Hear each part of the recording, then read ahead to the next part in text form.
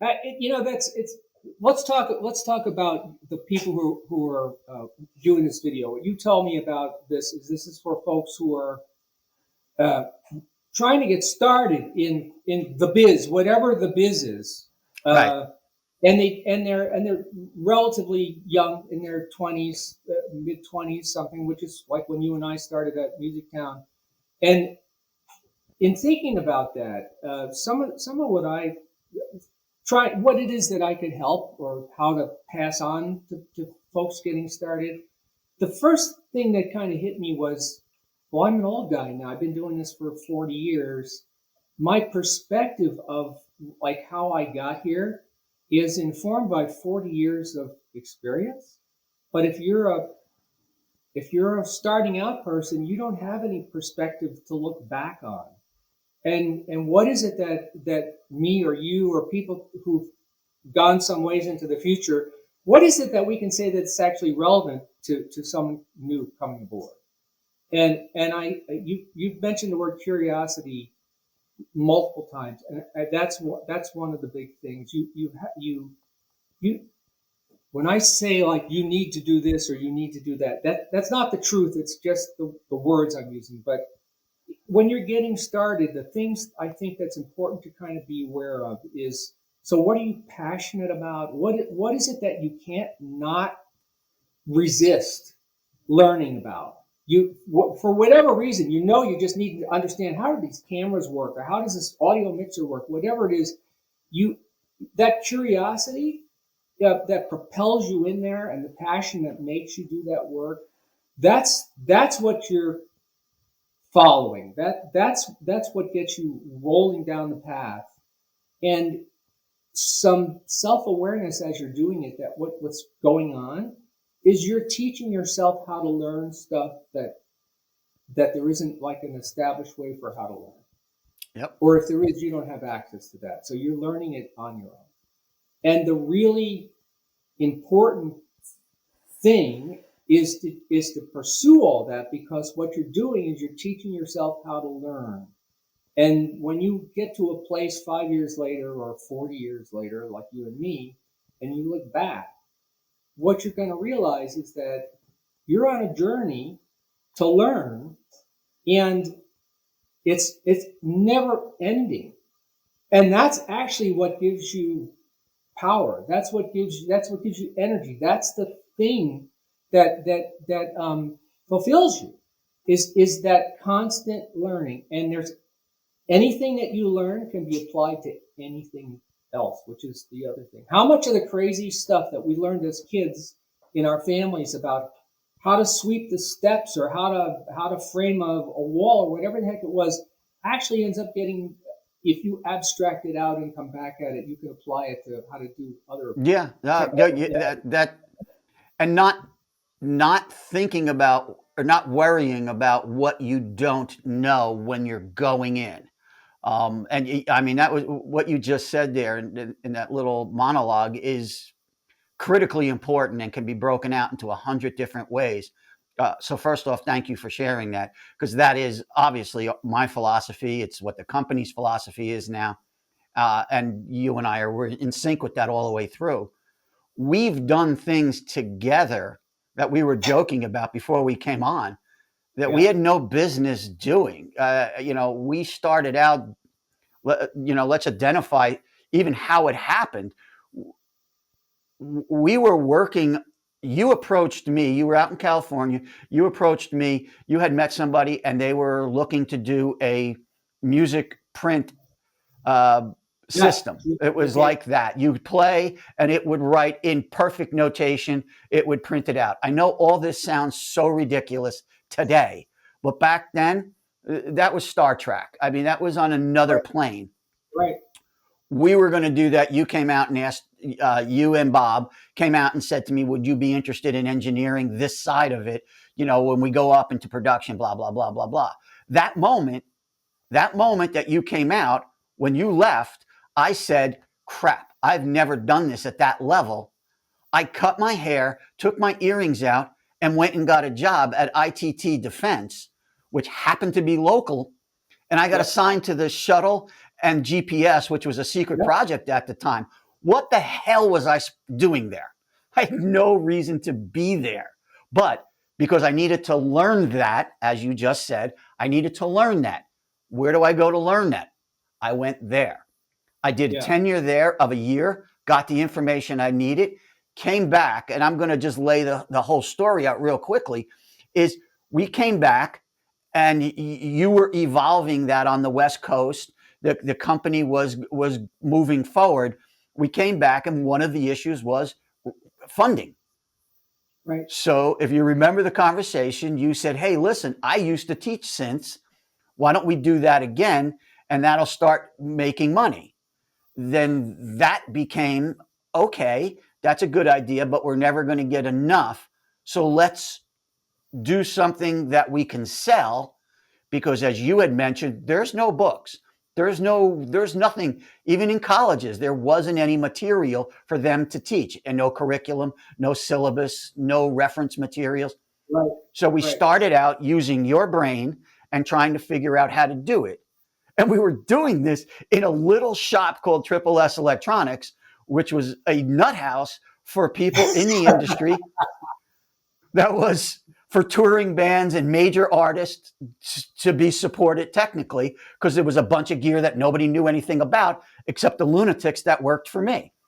Anyway, so bottom line is we started doing this, and one of the people I happened to be associated with was in television, or beginning to be in television. He said, he's a great guitar player. Bruce turned around and said, hey, why don't you guys do a video? We sat there and went, okay. To give you a time frame, we weren't sure whether or not this product was going to be on beta or VHS, because both of those tape formats were critical.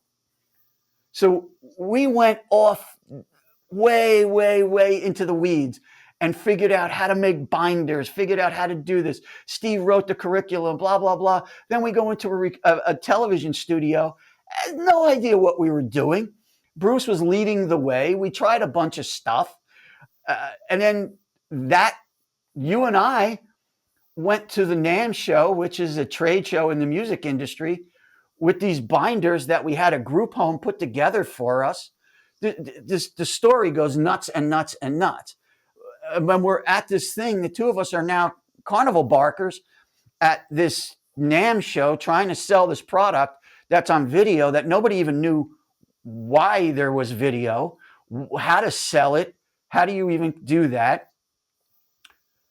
And Hal Leonard, Keith Mardak from Hal Leonard saw it, and him, again, another visionary, somebody who looked forward and said, I like your product, but I don't want the video. I'll take the books. That then opened a door for you. And I was educated in a really bad town that hadn't. So my primary education was garbage. I'm severely dyslexic. So the last thing in the world I should have been doing is writing. But again, I felt comfortable with, all right, I'm with Steve. Steve's a really smart guy, probably one of the smartest people I ever met. And I'll sit next to him and teach him how to talk to common people. And yeah, so I got to interrupt you for a second here, because go ahead. You are the best editor I think I've ever worked with. You know, maybe one of two, because I tend to babble. I'm sure everybody's already got that here, and I tend to go into the weeds all the time. And you used to call me up short. You used to say, why would anybody care about this? That was the killer line. You know, I'd have like pages written about the physics of sound and all this stuff, and you'd go, why would anybody care about this? I don't get it. It's like you're talking about the cell. It's a book on carpentry, and you're talking about the cell structure of the wood. It's too, and your storytelling focus and that ability is had a huge impact on me. Thank you. Thank you.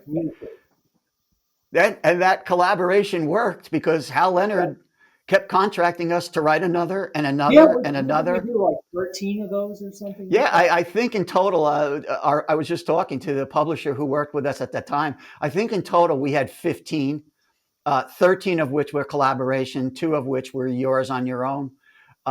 But yeah, it's ridiculous. Yeah, I still look back at that and go, but everything you had said prior to just a few minutes ago was that we got jacked about doing this. It was fun. We built a studio upstairs of Triple S that we were getting gear from manufacturers to right. here, figure out how to use this. Japanese at that point were coming in with gear that American musicians couldn't Yeah, the relate to. DX7 FM synth that was Yeah, just coming out, and there was nothing on that either, unless you read some papers from Stanford or something. But yeah, well, that was one of the first things that actually explained FM synthesis in, remember the big three? yeah. Oh, I So, remember the big three. Use it protein all the time. synthesis, right? So that was the first thing that explained FM synthesis in a way that was like, no, you can do this. Here's how this works. This does this. This does this. This does this. And as long as you keep that in mind, it's not all that different than anything else. And then here's the things that are different, but um, it still has the same foundation. Yeah, you So did the same thing. Those power books is what they became known as. You yeah, did the same thing with the FC7, which was yeah, a Casio version of jumping into the pros. And it was the same thing, different, very different tech than yeah. what And anybody was accustomed Jared to. Kowarski, another guy, right? Yeah. Who he was in that synth class, the one from Music Town. And a quick aside, that music class, um, there was one night when I was bringing the stuff back to Triple S, I mean to Music Town, and it was night, it was 10 o'clock or 11 o'clock at night, and I was carrying stuff inside from my van into the closed store. And when I walked out, I hear freeze, and there was a Union cop pointing a gun in my face. He thought I was robbing the store. Yeah, Uh, it makes and, sense. it's just like, well, there was a moment in my life I'll never forget. Crazy stuff. But so back again to this, the path, people being on the path and how to go forward. It's the thing is, at the time, we had no idea where all those things were going to lead, No, right?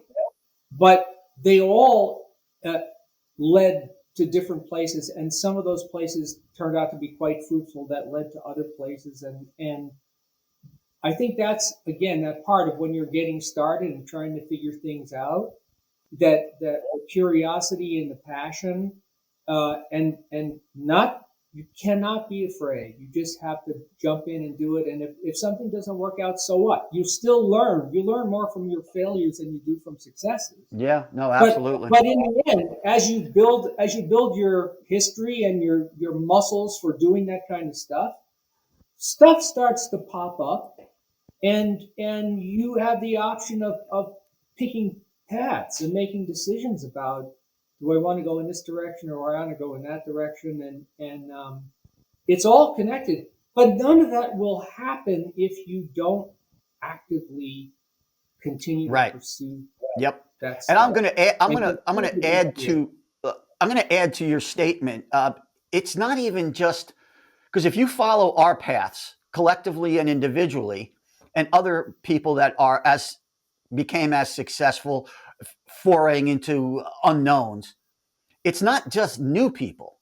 It's people who have careers going, but they're either not satisfied with it or some curiosity of something else. Maybe there's something better. Maybe I should try this. Ooh, this thing looks like it's going to be a big deal. And you got to always make that move. So it's, yeah, in the beginning, but even after you're in and you're called a seasoned veteran, you shouldn't stop not it following your never stops. passion. It, it never stops, and that's the good news. Yeah. That's the good news. As things progress, and you get more and more stuff behind you, it just lines up that much more stuff in front of you. And you know, I'm not I'm not working full time anymore. I don't have to work full time anymore. So I'm lucky. Uh, but I'm working because what the hell? I want to keep working. I want to keep doing stuff. But now I'm very picky about what it is that I work on, and the stuff Right. that I work Right. on is the stuff that sets me on fire. And Steve, and I'm gonna pause you for a second because I want to get a sure. couple of examples, hard examples, and if you could keep it into a short statement. So you went to Lexicon, not because they weren't a keyboard nor a synth company. Right. So you ended up at Lexicon. Real quickly, what was your port of entry, and then what evolved? Not day to day, just how did that evolve into the position you were in by the time you vacated? So the deal with back up a little bit to when we were doing those books. The thing that was happening in technology and music land was MIDI, right? Right. The musical instrument digital interface. At the time, that was like, oh my God, what the heck is that? We wrote books about it. So I Right. knew a lot about MIDI. And I was also writing for Keyboard Magazine. And I had Right. articles about MIDI and articles about computer programming and stuff. So the thing with Lexicon, they were in my hometown in Lexington, Massachusetts. But the thing about Lexicon was that they had really cool digital effects processors, and they released one that had MIDI jacks on the back, and you could connect MIDI to all the effect parameters, which is no big deal now, but back then nobody knew anything about that. So you could use MIDI to control things and control effects in real time. And that took the thing out of being this esoteric box that sat in the wall as being something that was part of your rig, your synth, it was part of your expression, and you could mess around with the delay times and all this kind of stuff in real time. And I wrote a review of I think that was the PCM 70. And I wrote a review of it and said, keep your eyes on this because this is the future of music and whatever. So they liked that. I knew some folks there. I got a job as a technical writer there. And what happened once I was inside was I found that they had their own chips. And although the reverb stuff was brilliant, the real-time control was not. So even though you could connect all those things to MIDI, if you moved the slider to change the reverb time, the thing would just die, and it couldn't do it in real time. And that made me nuts. And so I decided I wanted to be involved in the design of the instruments so that they could do that. And the only way to do that was to stop being the technical writer consultant guy and actually working for the company. So I had, quote, skin in the game. And so I talked them into hiring me. And there was a lot of stuff there. I'm trying to edit it out and keep it short. But part of what I did there was they have fantastic designers, and Dave Riesinger, the guy who did the reverb, another genius guy. But to turn those things into performance instruments that you could actually use and be creative with, they didn't have a clue. And so that was the kind of stuff that I started bringing there. And the other thing that came along for the ride with me was by this time now I was pretty organized and pretty good at how to do stuff. And so they didn't have a alpha program, a beta program. They didn't have any really formalized product development stuff, just engineers making products. And so I went from a guy who was a really good product designer, product manager guy, to being the guy who they entrusted with putting together a department of product management.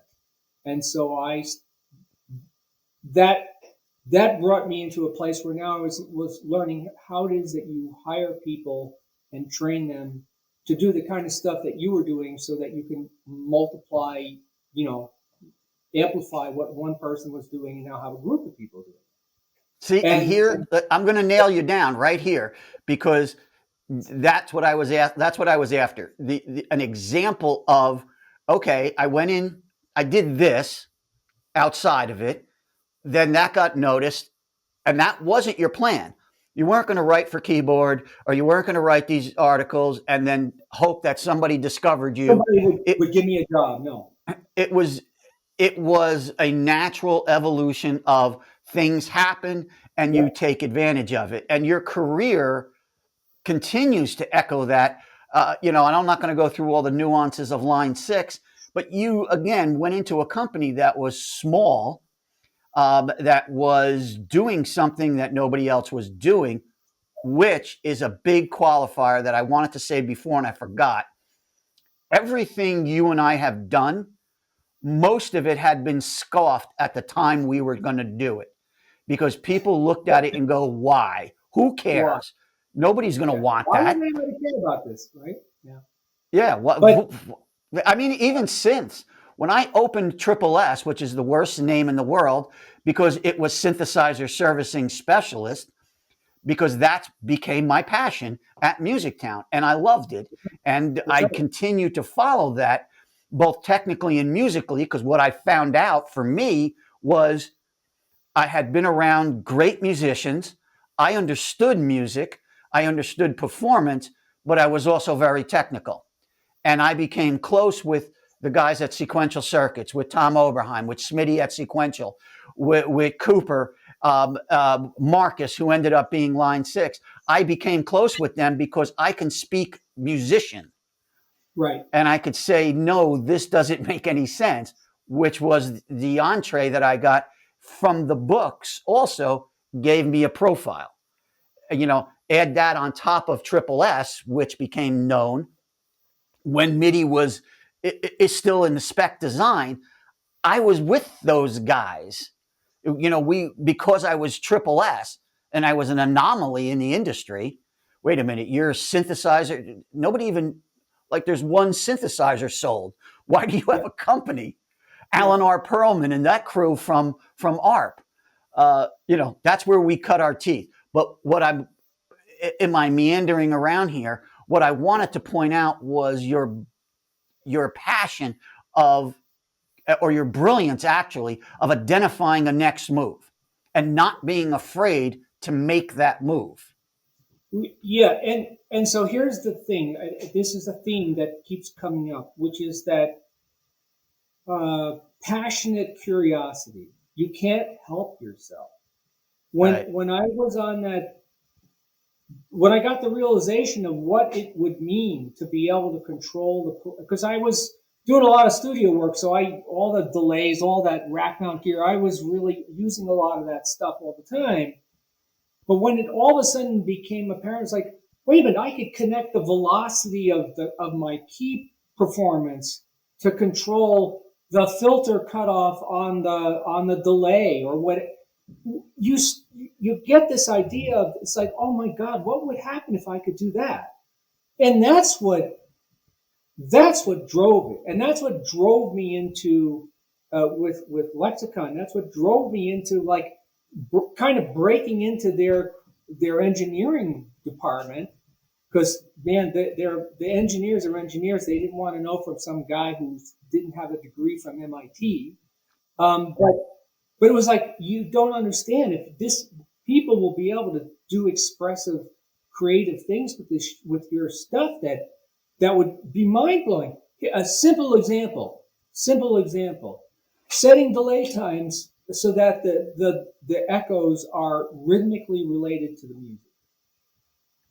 The big trick that I had where I got a lot of gigs doing that kind of work was because I know how to turn a BPM into milliseconds, and I would clock the tune or whatever and see what the beats were, and then I would set the delays to be not just a beat, but some multiple of the beat or whatever that made sense. Right. And then to be able to just have a parameter on the box that ultimately, now the way it's evolved is you can walk up to the box and there's a button you can tap. at a tempo. And that tempo becomes the rhythm of the delays. Right. Lexicon was the first company to do that. Right. Right. And it was I'm not trying to make a big deal out of it, but it was the thing that I brought to them. It was one of the things. It's like this is like it's so easy to do as an engineer. They're like, what? It's like, Yeah. yeah, just do No, this thing so that you can, it's a big deal. Don't and minimize then it. That's a big deal. give them a knob that lets them say, okay, so this is the tempo, but I want to do eighth notes or quarter notes or dotted eighth notes or dotted half notes. And because I work for Frank Zappa, divide it by 5, divide it by 7, divide it by 11, and that kind of thing is it advances everybody. Yeah. It's and now you don't have to explain all that stuff anymore because you put it out in a way that a musician who wants to worry about performance, he or she is using technical stuff, but they relate to eighth notes, not milliseconds. And oh, by the way, wait a minute, what happens if I set it to divide by 5? Ooh, that's kind of interesting. You're giving them a way that they can relate to it that speaks their language, and that would be the evolution for me onto line 6. Was line 6, Marcus and those guys, they were all about presenting stuff in a way that musicians could relate to it. And Right. there was a bunch of things that we did that was solving the problems from the musician's point of view. Going back to your, like, why would anybody care about this? Right. Like, don't give me pages of menus to scroll through and go in here and say, give me a knob or a button or some way of doing something that makes sense to me as a musician. Like if you were a producer and the guy was playing, the rhythms, and could you try putting a little more eighth note feel into that or dotted sixteenths? That's the way musicians think and talk to each other. So the products need to think and talk to each other that way. Yeah, and you mentioned a name, and I mean, I don't know if people know Marcus Riley, who was originally the boy genius who showed up with Oberheim, and evolved a lot of the Oberheim product. But Marcus's foundation, as it was for me, and Marcus was a musician who got his engineer, who understood engineering. And I'm going to tell you one quick story. The first time I met Bob Moog, we hit it off.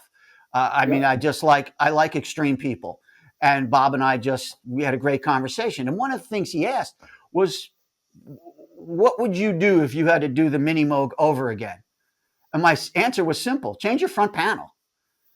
I said, because nothing on here relates to music.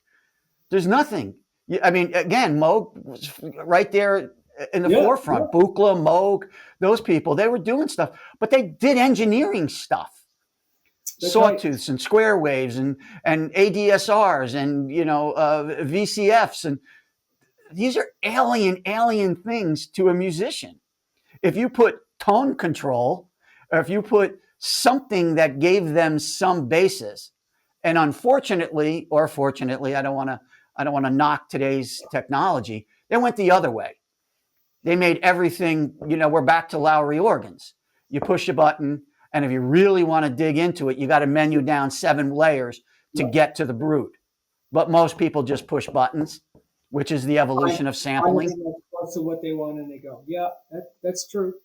That sampling did that. We're cutting close to time here, so I want to just make sure I land on your deepest, if you had to summarize, which you've already have, but if somebody said, yeah, that's great, Steve, I want to follow my passion and I like this, but I still need to make a living, or how do I know that this is going to be successful? Because my fiance wants to get married and I'm not, or my parents are yelling because I need a real job. How do you respond to them to balance those two things? Well, you don't know if you're going to make a living. There's no way you can know. If one can make a living, but there's no way you can know if you're going to make a living in this general area that you're serving, because it's not like you go to school and get a degree and Bob's your uncle, there you go. It's not, it doesn't work that way. So I have a friend who was going to get into acting. He was very serious about it, and he went and talked to his professor at college about it at one point, and the guy said, "Yeah, you're pretty good. You're pretty good, and but I got to tell you, if there's any other thing that you're interested in, go do that." He said, because you don't seem to have the burning passion to do this, and this is an incredibly competitive field, and it's very hard to make a living there. And even people who've been doing it for a long time are still struggling to pay the rent and this and that. So my recommendation to you is, I've heard you play guitar, go and maybe pursue that. And I think that's the thing. If you have that passion for something and you're trying to follow it, but you also, there's life, there's family and love and children and all that stuff. There are times when you have to go to plan B, C, D, or E. And so don't try to force it. If there isn't a way to make the living part, that doesn't mean you're going to abandon it, but you might have to do something completely different. Or from what you've done so far, you might find that, you can teach or do this or that, but it'll come back around. Good. That's the conclusion. Is you just forward motion. Never look the rearview mirror. Don't try to follow anybody else's path, because in this world we're all very different, and our paths and technology changes, styles change, everything changes. So you're constantly in that pivot, and it's hustle. You're never not hustling. Yep. And I know there were times when I thought, when I got started as a kid, a teenager, I thought, well, I'm going to be in a band someday. That's going to be my thing. I'm going to be in a band and I'm going to make my living doing music. When I look back at it, I don't think I made any critical decision about what to do next based on whether or not I was going to make money. That just isn't that's just not part of the equation. It's just not how it worked for me. It was always about whether or not it was something that I really felt was interesting and important, and if I could learn it, I'm sure I can apply it somehow. But it wasn't about the money. Working for Frank Zappa, I would have paid him to go and work with him. I worked 16 hours a day for him for like a year and a half. I worked 2 shifts. He paid me a very, very small salary compared to what I was getting to do the studio work I was doing.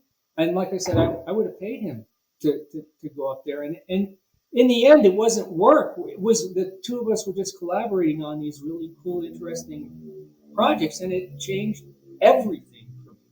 That was the thing. But it wasn't about, now I'm going to go live in the south of France someday because I got this great gig. No, it doesn't work that way.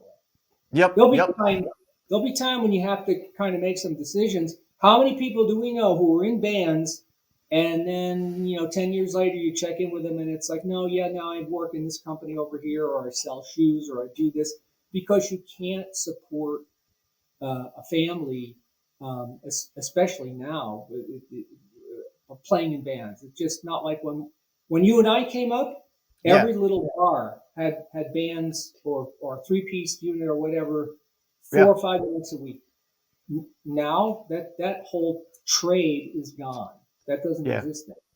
Yep. If without getting into the whole music side of that, but if you don't make the jump, I have friends, associates who have been around a long time who never made the big jump into recording, but they're in very, very good bands, and they're playing Vegas, they're paying AC, they're playing casinos. But again, they make good money, but they're 1% of the people who play. It's a small narrow. Steve, thank you. We're going to do this again because there's so much stuff we didn't touch on, and you're a wealth of knowledge in so many different ways. We didn't even get to talk about you bequeathing my family with your wine press. That's a whole lot. There. Oh my God! And the book. We have to do book thing on the book, because now I'm at that age where I'm getting a chapter a week in your life. So, I'm going to close with, so you'll understand what Steve was talking about. It's kind of in my world. It's what we call the hook to make sure you come back. But it's the book that all Italians end up with. And that's why their behavior stays the same. No matter where they're from, you start seeing it over and over. And then eventually you become and or add to. Steve, yeah. Thank you. Not only for today, but for helping me square away my career. Much appreciated. Likewise, it's a special thing that we have, and Yes. it's going to keep going. It's going to keep going. So that's great. All right. And for members, if you hang in, Steve's going to go through a bonus with us, which is something he's currently working on with Eventide. And we're going to pick that up right after that. And if you're not a member, this is my pitch. If you're not a member, go subscribe so you can watch not only Steve's bonus, but every one of the interviews have a bonus coming up. All right, brother. Ciao. God bless. Right. Thank you.